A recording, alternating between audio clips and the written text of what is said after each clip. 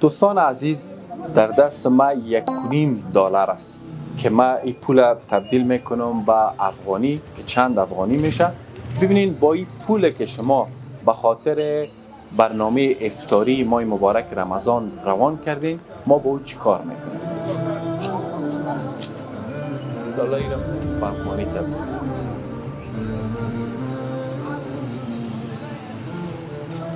بله، معادل 120 افغانی میشه.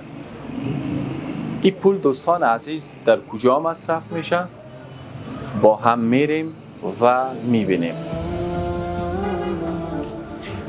بله دوستان عزیز، $1.5 که معادل 120 افغانی میشه تبدیل شده به یک پکیجی که افطاری خوب میتونه یک هموطن نیازمند ما داشته باشه.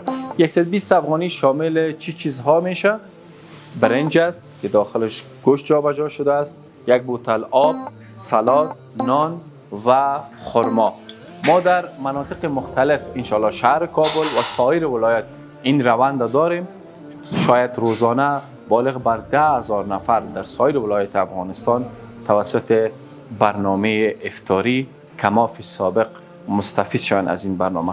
دوستایی که دوست دارن یک پکیج 2 تا 3 تا به اندازه توانایی که استطاعتی که دارن میخواین در این کار خیر سهم بگیرن، حدیث رسول الله صلی الله علیه و سلم است: هر کس شخص روزدار را افطاری میده، اجر پاداش اون فرد روزدار این فرد پیدا میکنه، بغیر از آن چیزی که از عمل خیر از او آدم چیزی کم شود. الله متعال ذات غنی است.